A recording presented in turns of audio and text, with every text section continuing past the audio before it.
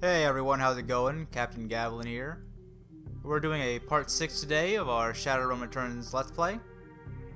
When we last left off, Shannon Halfsky here told us that she needed some items that belonged to the people who died in the plane crash in order to get some information out of her. So we're going to be looking for those items now. Yesterday, I got to thinking a lot about the Ripper Killer, and I thought the interesting fact Dresden pulled up about them being patients used to be operated on was potentially the Ripper might be the doctor who operated on the people, and now he actually wants his organs they implanted into them back, kind of a resale factor. It's hard to say whether this heap of items and refuge recovered from a plane crash or simply trash that hasn't been taken out yet. There might be some interesting stuff in here, so let's dig through it. A sticky substance of some sort seems to have seeped through the trash pile, and your hands are quickly covered with the stuff. After searching for a minute, you unearth a handful of interesting items. Are these earrings might belong to somebody? The earring is made out of burnished steel, formed into the shape of a small salmon. An intense, primal fear washes over you as you touch the surface. This might be one of the items the shaman was looking for. You take the earring. And there is a lunchbox. A dented lunchbox that says seen better days. You can barely make out the face of a grinning troll on the front. Let's just steal some money. Surprisingly, the cred stick is still functional. You slot your PDA and 200 new yen is added to your account. Walk away. Doesn't look like we can get into this next area. But another theory I had on the Ripper Killer might be that it was actually someone who died as an organ donor, and now they're on a quest to get back all the organs that were taken from them. That'd be a scary story. There is a large pile of old shoes on the ground next to the airplane seats. They could be discarded luggage, or possibly the shoes worn by occupants of the plane at the time of the crash. So we're gonna probably have someone's shoes here, take back to the shaman. Sorting through the shoes, you realize that there are 3 shoes with no matching pair, a left blue sneaker, a right heel-high pump, and a left black dress shoe. Let's see what the dress shoe is. The dress shoe is a black lace-up with a rubber sole. The pump is a department store knockoff of an Italian brand. It is otherwise unremarkable. Sneakers? The sneaker is a child's and has musty, sweaty smell. Oddly, you get a sort of shock, as if from static electricity when you touch it. This must be one of the items the shaman was looking for. Take the shoe. Alright, so that was easy. Well, we gotta go back to Shannon over here. See what she can tell us about these dead people.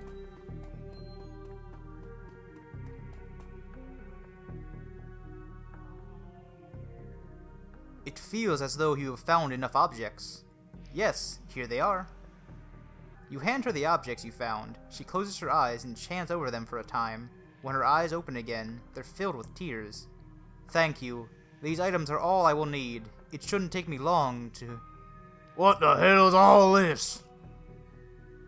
Uh-oh. McKlusky's taken interest in us.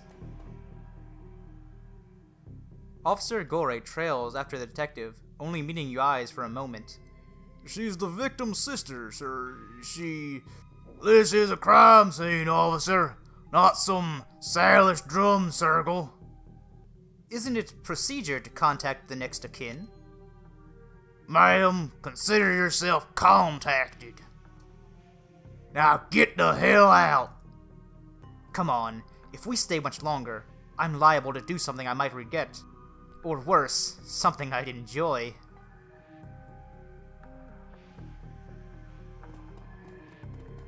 Oh, we got kicked out by McKlusky. That man is an ass. She stares daggers at McKlusky from across the warehouse. But there's no helping it now. I should just be grateful that you were able to collect these items before the clods carted everything off. Can we still summon the spirits? Not from here, I'm afraid.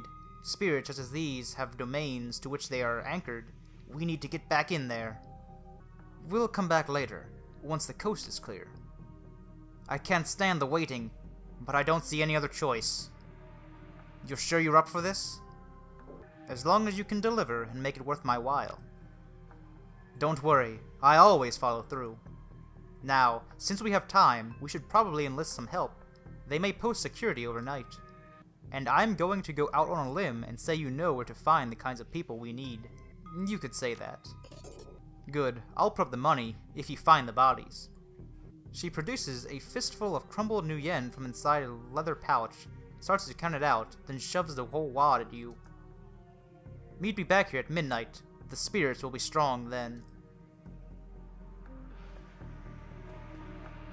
Alright, so we're going on a Ouija board quest. As you start to leave the warehouse, your comlink chirps, and the face of Coyote pops up on screen. Coyote looks tense. Hoy, Conduit. You in the middle of something? Yeah, kind of. What do you need? Sorry, I wouldn't bother you if it wasn't important. Her jaw sets. I don't know if I ever told you this, but when I was born in the Royal, BTL pushers like Stevie J ran the squats, ran my world when I was growing up. Get to it. Her eyes close. Right, sorry. I have a cousin, Gino, who's been missing for months. He hit the sprawl about a year ago and immediately fell in with some tweakers. Bad guys. They hooked him on high amp dream chips and started using him for all sorts of dreck. I tried to help him out, but he pushed me away. Then he disappeared. I've been shooting up BTL labs ever since trying to find him. I'm guessing you have a new lead. It's not a lead. Her face lightens up. She's running hot. Has a serious edge. I know exactly where he is this time. Got an old friend who eyeballed him herself. I'm on my way. Paco with me, but we could use another hand. You in? I need you right now. You know the deal, Coyote. I work, I get paid. Her face falls. I got nothing, man. Call it a favor? Sure. Maybe there's a way for me to come out ahead anyway. Thanks. I'll send you the address. See you soon. I know my character might come out as some of an asshole without this playthrough. But basically, I have it in my mind that my dude's kind of an emotionless bastard, really, who just wants to become a cyborg. So all he wants is the money. Coyote's Crusade. The cluster of dilapidated buildings where Coyote told you to meet her appears to be the remnants of a public housing project. The buildings look like a cesspool filled with human debris. You find her standing with Paco on a street corner, eyeing the roofs, the doorways, the windows. Despite his attempts to engage her, Coyote barely says a word as the three of you weave your way through the tenements. She walks purposefully, her new cyber hand flexing open and closed with each step. It's unclear whether the action is voluntary or not. You circle around the back of the building, and Coyote jumps up, grabs the bottom rung of the fire escape ladder, and pulls it down. Without a signal, she starts her climb towards the roof. Paco looks at you, worriedly, and starts up the ladder. Thanks for meeting us, Conduit. I owe you one. Maybe I can find a way to make this pay off. You never know. She brightens. Oh, hey, listen. I got good news for you. You know Sam's sister, Jessica? One of my contacts found her for me while you were on your way here. I called her and asked her to meet you at the Union later today. Hope that helps. Good job. Thanks. She looked at you, her scarred face soft. Least I could do. Alright, let's get this done. My cousin Gino should be in one of those squats past the door up ahead. I hear there's a whole lab set up in there. From my experience, there's usually a lookout watching for cops, outside of a guard at the door inside. Like I said, I don't know how much firepower to expect, but these guys are nasty, so stay on guard. I just want to get in, grab Gino, and get out. Right behind you, babe. Let's do this. As for rescuing Gino, we got BTL Clocker. See if we can buy some drugs. The orc looks twitchy, his eyes rolled in his head. He scans the three of you, looks past to see if there are others, licks his lips, and nods throughout, as if going through some internal checklist. Oi, oi, how you doing? Good day for a trip, ain't it? She leans in, whispers in your ear. This guy's a clocker. Trades work for chips. Part salesman, part lookout. Probably has a signal device for the guys inside. You wanna go on a ride? Just let me in. I'll see you around after this. Probably see you lots. These security guards are the worst security ever. They just let you walk in. They just let you walk up to Stevie J's room with the slab of meat for his dogs. Concerned womans. The woman is probably in her 30s, but hard times have aged her. She looks at you with concern. Don't do it, friends. Don't slot the dreck they're selling. BTLs are killers. There's most of all. We're looking for a kid named Gino. Know him? Who doesn't? He's here all the time. Gino's a clocker. Trades his time for chips. They're like little errand boys. I saw him go in there this morning. Hasn't come out, so I imagine he's riding a dream chip. Do you have a pass card to get in there? No, but Jamal has my son's card. Took it off him while he was brain dead. Jamal's down the hall. Don't know if he'll give it up, but that's between you and him. Gotta go. We gotta find Jamal now. Is this Jamal? Nope. He's probably gonna let us in though. Oh, here's Jamal. Charlie's an orc with an expression of boredom and one milky eye. He drones through his standard patter. Need a pass? 50 new yen each. 150 new yen for a lot of you. That'll let you come on, go as you please. You can chip in here, and we'll take you safe while you ride. BTO chips are separate cost. Lasts about 3 hours. Prices vary. Buy those inside. You know what? There hasn't been that much combat in this game, so I kind of want to sucker punch him in his eye, see what happens. What's going on out there?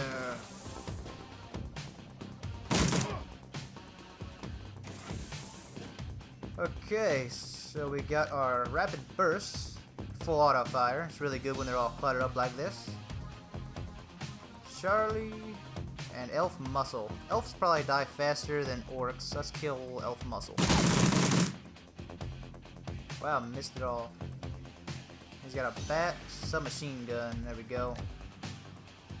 Aim shot and spray and pray. Alright, let's get spray and pray. And second time. So Caillou's got shotgun. Shotgun's okay, but let's get a pistol. There's a lot of accuracy in those pistols. Well, I didn't realize this. Charlie is sleeping. He got shot and fell asleep from it. These orcs are tough, man.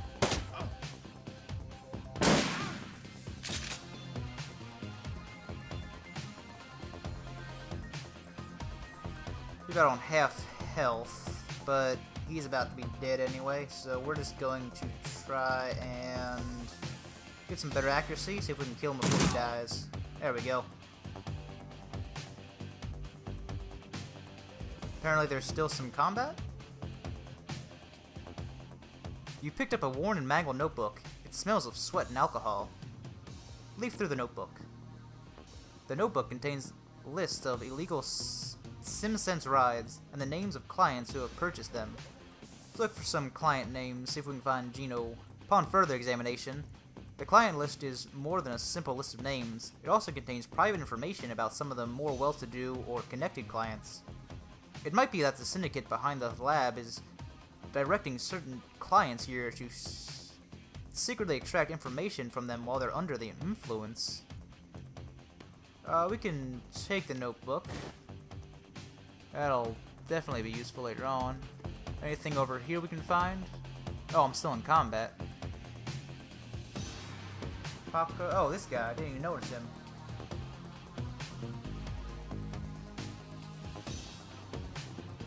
Them dwarfs, man. Can't see him. He'll be dead pretty soon, though. I know I haven't been really getting my karma points up that much. I've kind of been waiting just to see what all the dialogue options are. But I think if the combat gets difficult, I might just start spending them all. Alright, so now we're done that, we can go over here, see if there's anything useful. nothing over here.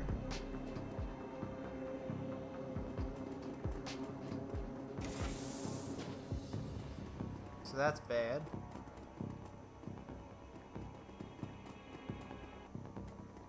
This place now going outside. Still forget our quest though, we're still trying to... Oops. The entire floor of this tenement has been given over to a chaos of technology and squalor. Across the room, chromed-out Decker argues loudly with an armed thug, abruptly falling silent as they turn towards you. The shotgun-wielding thug speaks in panic. "It's the crew that took out Stevie J's place! I told you it was the only matter of time!"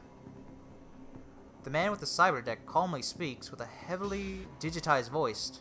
"You messed with the wrong BTL lab, a-hole. This is Yakuza operation.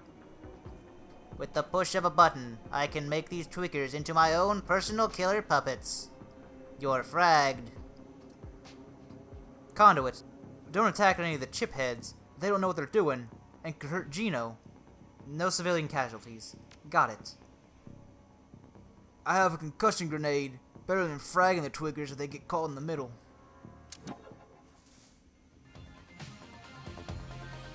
Dance for me. Oh, drag. We gotta chop the ship heads from attacking me. Gino said he had a frag grenade. Or a concussion grenade. I guess if we were to just hide behind the wall and wait for them to come over, we'll probably be able to just get them all with that grenade. Let's have everyone just come over here.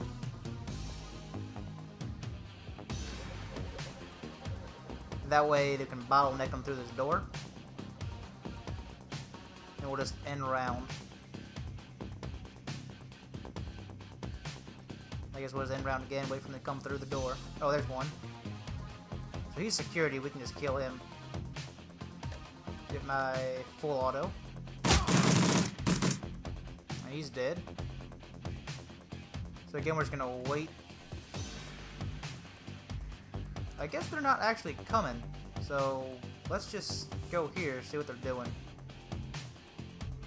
Here we go, bodyguard, shamans. These are the ones we don't want to hit. Do Paco here, we can actually get a shot off. I guess the shaman would be better to take out. He probably knows healing. And then she could probably get a shot off over here. Yep.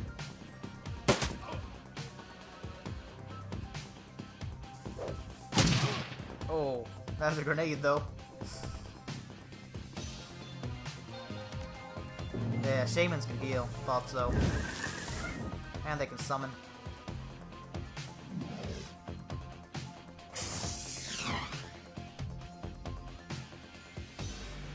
Alright, so we got 2 on half health, kind of bad, but I think if we kill him, his pet automatically dies. Let's see if we can... We don't got anything more powerful than this, do we? Can't use that. Let's see how much damage we can do. Yeah, he'll probably be dead now. So now let's see if I can heal. We got a med kit. Can we heal Conduit with that? Alright. And now we can just shoot you. And Paco gets 2 shots.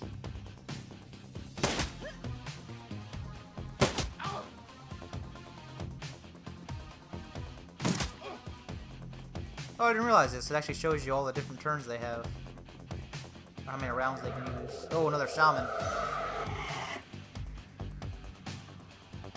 Did I just get mind control?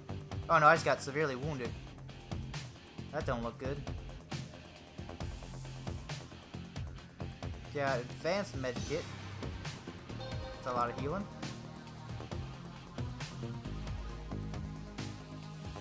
Can we shoot him? It looks like we have 0% accuracy.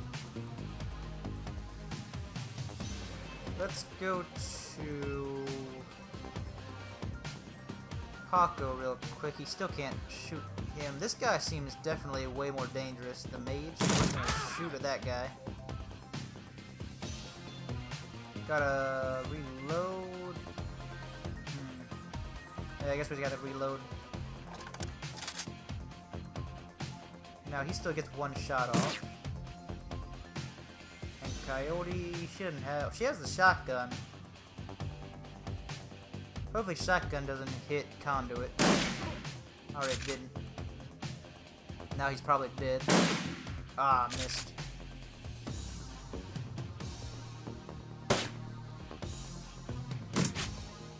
Oh, he can shoot us though. We can't shoot him. Oh, I thought it was gonna be a lot of damage.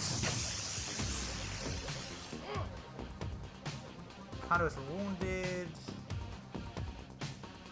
Wonder if we can. No, we can't use that though.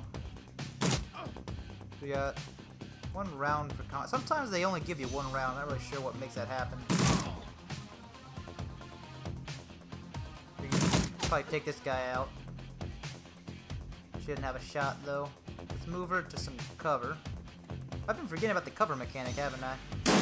Oh, I used a shotgun. I should use a pistol. That was my bad. Although we only got one more security guard. Oh, yeah, he's a tweaker. So we don't want to kill the tweaker. Every single one of us can buy and should be able to kill this person before the tweakers actually do anything. 70% should be good. Yeah, there we go.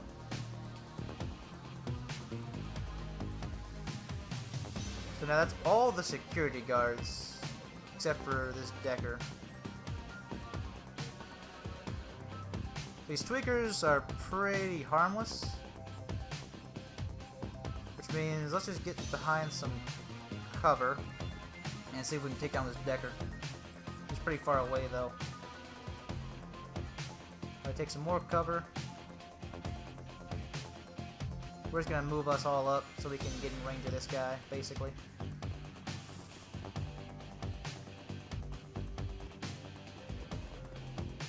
Oh, here's another security guard.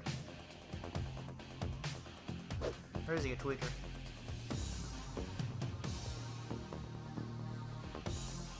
Chiphead dwarf. There, yeah, we're all after this guy now. Move Conduit up. They don't seem to be doing that much damage, so we're just gonna... he's still too far away though. Oh, there's some more back here. Can I shoot him yet? There we go. She got her shotgun. I gotta reload with that. Yeah, we'll reload.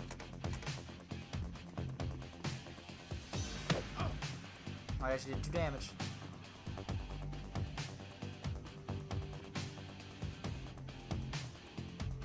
And he's out of ammo. Let's reload.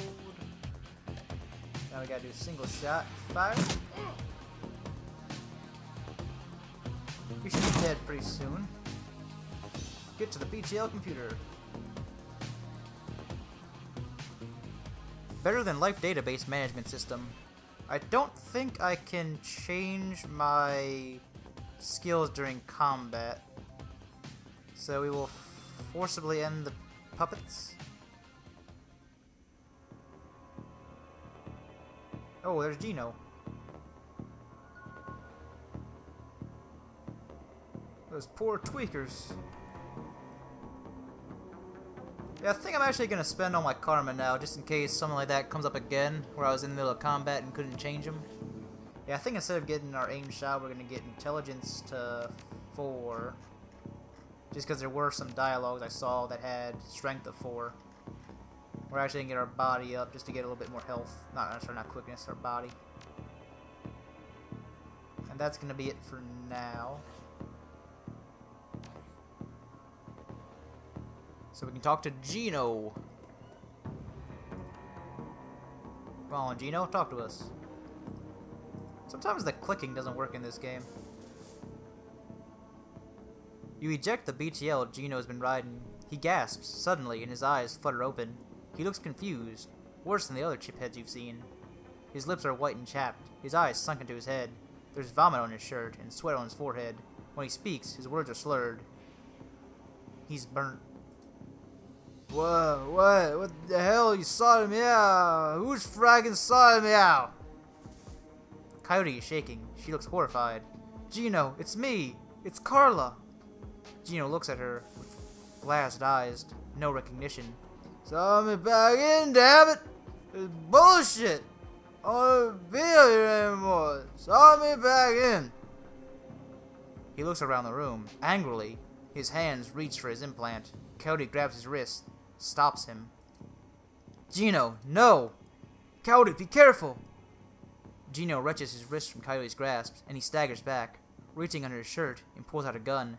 Coyote watches him, horrified, with tears in her eyes. Gino waves it around, blinking wildly. Back off! Back the hell off! Take it easy, Gino. We're backing off. Presses his hands on the side of his head, his fingers still on the trigger, squints. What the hell wrong with you people? We're trying to help you. This is the way you help me? Look at this place! Look at me! He looks around the squalor of the room, then glimpses his own reflection in the machinery. Oh God, look at me! Put the gun down, Gino. Come with us. Oh, you don't! You can't understand what it's like out there. I'm naked. I gotta slide in. Get away. He points the gun at Coyote. You're not gonna stop me. I'll fragging kill you first. Gino, no! Well, it's a bad shot. I'm sorry, Carla. I'm so sorry. Carla looks to you, tears in her eyes. He was shooting. You had to take him out. I'm not stopping. Not now, not ever. She looks at Paco, back at you, the angel of death. A real rain is coming to Seattle, and it's gonna wash the scum off the streets. I'm going to burn every mother fragging BTL shop this sprawl until they're all gone. Every mother fragging one. Looking for trouble. Shannon's plan is the best lead you've got to find out more about the Ripper. But getting back into the warehouse is going to require some support, in case the dreck hits the fan. The Seamstresses Union will have exactly what you need. A fixer. Finding this necessary middleman in the deal broker is key to most plans involving Shadowrunners. A good fixer is worth the yen. It's their job to have contacts and know who's good at what. They'll put together the team you need. Magical support, skilled street samurai for muscle, or a Nova Shot Decker for matrix work. Running the Shadows is a life and death gamble. It pays to hire the best Shadowrunners you can. I guess we need to find Vons again, dude who sold us those pretty stones. Cherry Bomb flags you down as you walk through the door. Hey, Conduit, there's a woman looking for you. Jessica something. She's waiting for you by the stage. Bellevue type. Wouldn't order anything, wouldn't touch anything. I think she's afraid of diseases or something. Thanks, Cherry. No charge, chummer. I'm going to have a look around. Have fun. Alright, so Jessica's here, but we also got Van Grass was the fixer, wasn't he? Let's talk to Van Grass. I'm very busy. You show me something worth my time, or walk away. Data from the NTSB. Renraku would pay to keep it quiet, and ours would pay to know what it is. I got 800 new yen for something like that. I'll think about it. Don't think too long. Info like that has an expiration date. Huh. I think there might be some more useful stuff we can do than get 800 new yen. But him saying that actually has me worried that if there's a point in the story where it gets revealed, it may actually just become worthless. I don't really need the new yen right now, though, so let's just talk to Jessica Watts.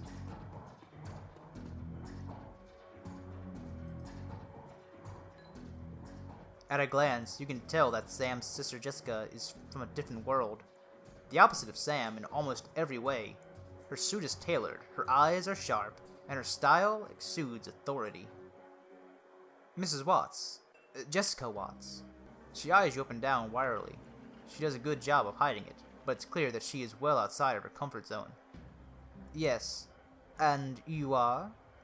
Conduit. I'm looking into your brother Sam's death. I was told as much on the phone. A woman who called herself Coyote contacted me this morning to inform me that my brother was dead, and that I should come to this place and speak to someone about investigation. Sam didn't die of natural causes. He was murdered. She briefly casts her eyes skyward, then gives a small shake of her head. I wish I could say it's a shock, but given the circles he ran in, Sam hadn't run the shadows in years. If you say.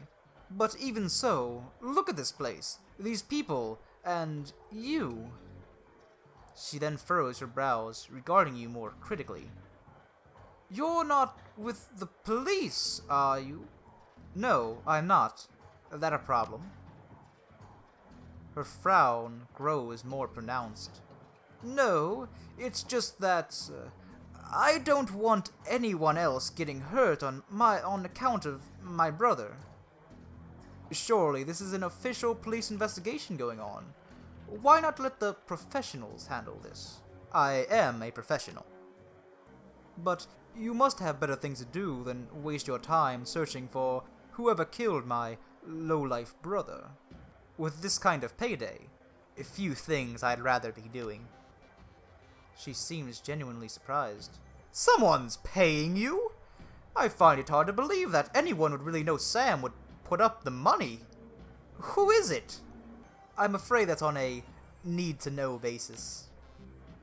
This is ridiculous. He was my brother. And you seem real shaken up by his death. Fine, I'll pay you 100 just to tell me. Done, Sam Watts. I don't understand. He set it all up before his death, as a contingency. Am I to believe that my drunken son of a brother hired you to find the person who killed him after he died? Her boardroom mask drops momentarily, and in a sigh she relieves a brief glimpse of real emotion. I left Seattle to get away from Sam and his bullshit. Now I'm back. He's dead and I still have to deal with him. Jessica composes herself, and in a breath the mask is back in place. Listen to me, Conduit. You seem like a decent person, but I'm trying to move on with my life. Our mother killed herself last year, and Sam... well, Sam was Sam, you know. I've worked so hard to put my family issues behind me. I don't want to see this drag on. You're not asking me to quit, are you? No, I don't know. Maybe. Sam's paying 100,000. Can you beat it?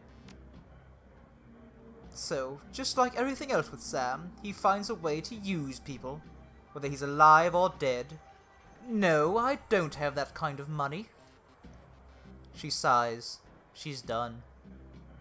Never mind, I can see that you're not going to let this go, and I respect that you are honoring my brother's memory, in your own way. But I hope you can understand how emotional this is for me. Jessica's demeanor instantly changes, from reluctant to helpful in a span of a single meditative breath. Maybe you can do things in a way that police can't, and maybe I can help. What do you need from me? Tell me about your mother and her death. She was a devout Catholic. I don't think it's an exaggeration to say that she sacrificed her life for Sam and me. But she turned a blind eye to what Sam was becoming, refused to acknowledge his downward slide. I couldn't watch over her do it anymore, so I moved on. After I left, we drifted further and further apart. I wasn't here when she died. In fact, I didn't even know about it until I returned to Seattle 5 months ago. So then, where were you on the night of Sam's murder? I will overlook the implied accusation and tell you that I was at a fundraiser all evening. A very crowded fundraiser. Did Sam have any enemies? Sam's biggest enemy was Sam. I don't know any of any others. You would likely know better than me these days. Where were you living before you moved back here? Call free. What brought you down here? It was less of what brought me here than what made me leave here. I felt lost in Seattle, so I moved to California to see if I could find myself. And you did? Actually, yes. While I was there, I developed a whole new outlook on life, a vision for what the world could become, and I came back here to help make it happen. I've taken enough of your time. Thank you, Ms. Watts. Just as well, I need to get back to my office. But before I go, you should know that I'm re-entering my mother's body tomorrow, and I'm arranging to have Sam buried with her. The funeral's tomorrow at Our Lady of the Blessed Sacrament, 7 o'clock. You're more than welcome to attend. Thanks. Goodbye, Conduit. I hope you find what you're looking for. Stay safe. Her entire character just completely screams she's the murderer. She basically didn't care her mom died, she didn't care Sam died, she practically wanted Sam to die. She leaves Seattle for basically no reason and winds up having both her family members die by the time she comes back. And she was even trying to pay us off to stop the continuation of Sam's investigation. I'm thinking either she is directly involved or she might have paid someone off. However, Dresden, when we first talked to him, was talking about how Sam Watts' liver, at least part of his liver, was taken, as well as his spleen. Which got me thinking maybe Sam was sick because he was a huge drunk who had liver disease. So he went to get an organ transplant. Which goes back to my original theory of the killer being some sort of doctor who performs surgeries and then goes in and takes back the organs he transplanted. Maybe they transplanted an organ, or transplanted a liver or spleen into Sam. And then they said, okay, time for us to take it back, and that's why Sam died.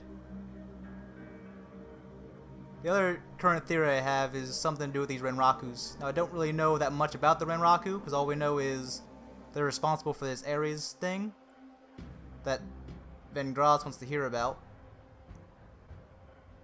They have currently the top theories are some doctor who performs organ transplants, then takes them back from his victims. Someone who was an organ donor that died but didn't actually die, was resurrected. Now he's going around stealing his body parts back. And now this Jessica person that was Sam Watts' sister, maybe she wanted her family taken out so she could start a new life. That's what I'm thinking. But anyway, I think we're going to cut it here while I think about all this stuff. So that's it for our part 6 of our Shadowrun Returns Let's Play. As always, if you enjoyed, please remember to comment, like, and or subscribe. And I will see you all back next time in part 7.